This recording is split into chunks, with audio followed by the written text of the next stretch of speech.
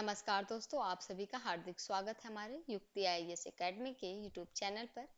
इस चैनल के माध्यम से हम आपको यूपीएससी, स्टेट पीसीएस और अन्य सभी प्रमुख सरकारी परीक्षाओं के लिए प्रतिदिन परीक्षाओं के करंट अफेयर्स को एमसीक्यू के रूप में प्रस्तुत करते हैं। हमारा उद्देश्य है कि आपकी सिविल सेवा एवं अन्य प्रतियोगी परीक्षाओं की तैयारी और भी सरल, प्रभावी व लक्ष्य केंद्रित बन सके। इसी के साथ शुरू करते हैं अपने 19 मई सवाल से।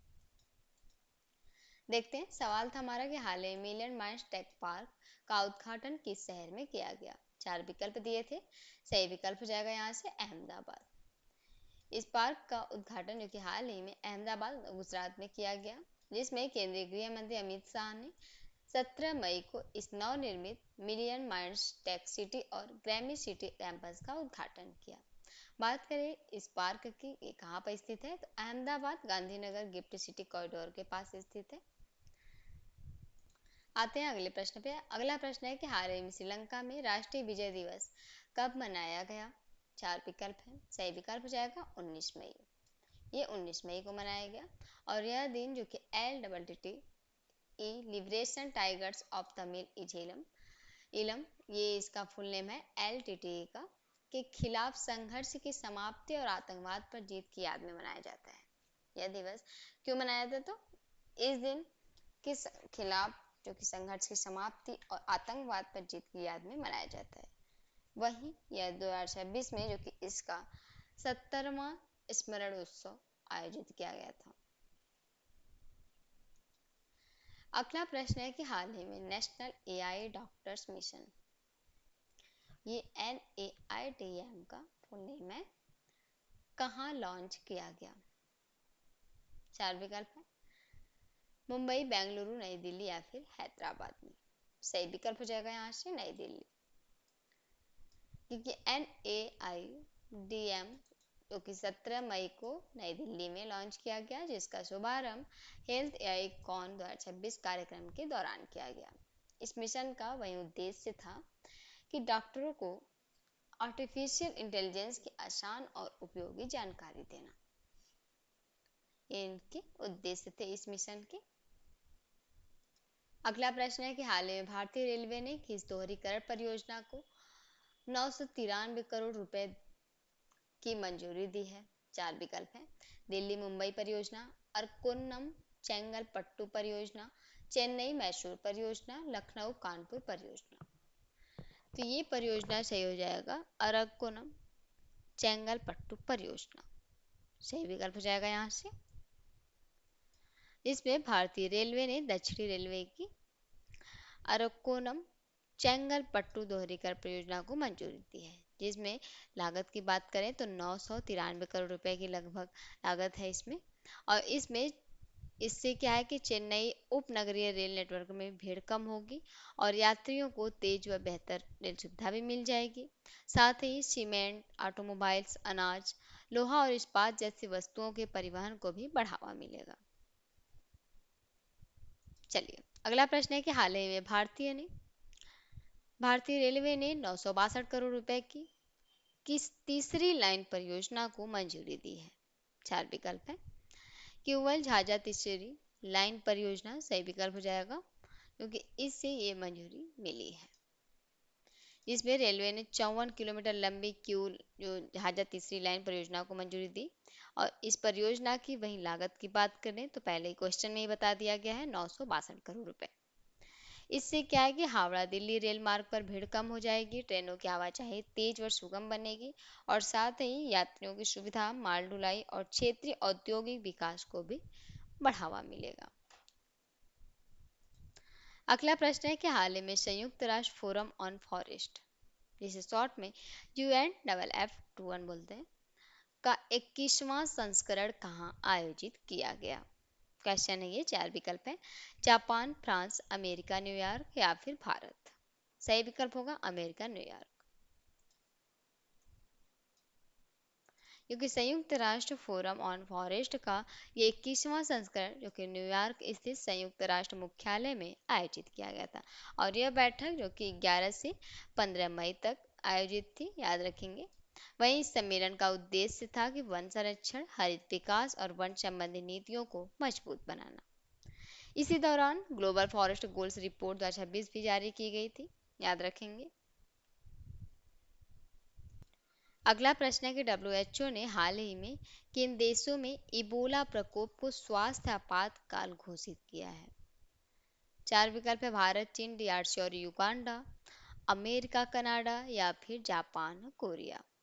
तो हाल ही की बात है, डब्ल्यूएचओ ने जो कि डीआरसी और युगांडा सही विकल्प हो जाएगा यहाँ से। डीआरसी और युगांडा में फैले इबोला प्रकोप को जो कि वैश्विक स्वास्थ्य आपातकाल घोषित किया है। यह प्रकोप जो कि इबोला वायरस की दुर्लभ बुंडी बुग्यो स्ट्रेन के कारण फैला है, जो कि अब तक 80 से भी अधिक लोगों की मौत हो चुकी है, जिसमें और सैकड़ों संदिग्ध मामले में सामने आए हैं। अगला प्रश्न है कि हाल ही में यूआईडीएआई का नया सीईओ किसे नियुक्त किया गया? चार विकल्प दिए हैं, इसमें सही विकल्प हो जाएगा सौरभ विजय को। ये जो कि वरिष्ठ आईएएस अधिकारी सौरभ विजय 18 मई 2026 को यूआईडीएआई के नए सीईओ के रूप में इन्होंने कार्यभार संभाला है, और वे महाराष्ट्र कैडर के जो कि 1998 बैच के आईएएस अधिकारी भी हैं, सौरभ विजय। इससे पहले वे महाराष्ट्र सरकार के जो कि वित्त विभाग में प्रधान सचिव के पद पर भी कार्यरत रहे हैं।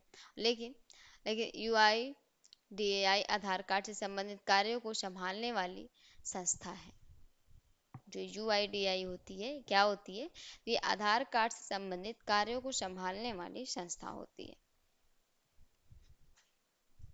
अगला प्रश्न है कि हाल ही में किस पूर्व मुख्यमंत्री के निधन पर प्रधानमंत्री नरेंद्र मोदी ने दुख व्यक्त किया? चार विकल्प है त्रिवेंद्र सिंह रावत, हरीश रावत, मेजर जनरल भुवन चंद्र खंडूड़ी या फिर रमेश पोखरियाल निशंक। सही विकल्प हो जाएगा यहाँ से प्रधानमंत्री नरेंद्र मोदी ने जो कि उत्तराखंड के पूर्व मुख्यमंत्री जो कि मेजर जनरल भुवन चंद्र खंडूड़ी हैं के निधन पर शोक व्यक्त किया।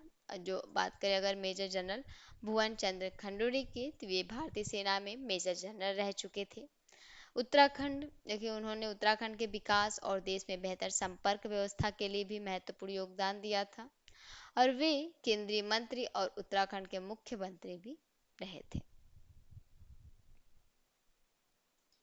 अगला प्रश्न है कि हाल ही में रक्षा मंत्री राजनाथ सिंह ने किस देश के साथ द्विपक्षीय रक्षा वार्ता की? चार विकल्प है जापान, वियतनाम, रूस या फ्रांस। सही विकल्प होगा लेकिन वियतनाम, क्योंकि रक्षा मंत्री राजनाथ सिंह ने जो कि हनोई में वियतनाम के रक्षा मंत्री के साथ द्विपक्षीय वार्ता की, जिसमें वियतनाम के वायुसेना अधिकारी महाविद्यालय में भाषा प्रयोगशाला का वर्चुअल उद्घाटन किया। वहीं बात करें अगर दोनों देशों ने हिंद प्रशांत क्षेत्र में जो कि शांति, सुरक्षा और नौवहन की स्वतंत्रता पर भी जोर दिया है।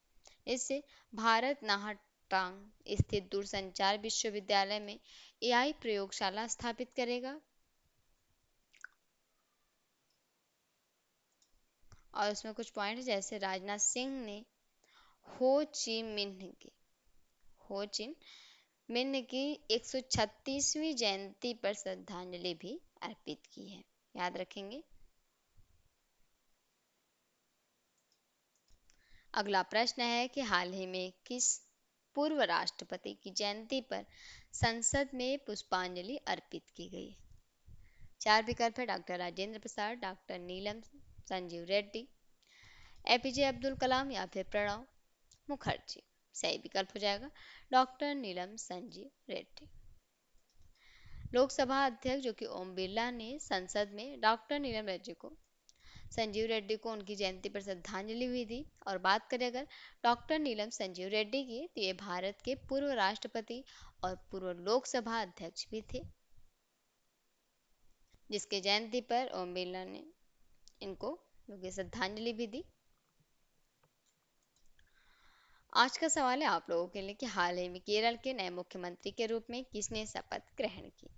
चार विकल्प है पिनाराई विजयन, बीडी सतीशन, ओम जो कि ओमन चांडी या फिर रमेश चेन्निथला। सही विकल्प को आप लोगों कमेंट बॉक्स में जरूर बताइएगा।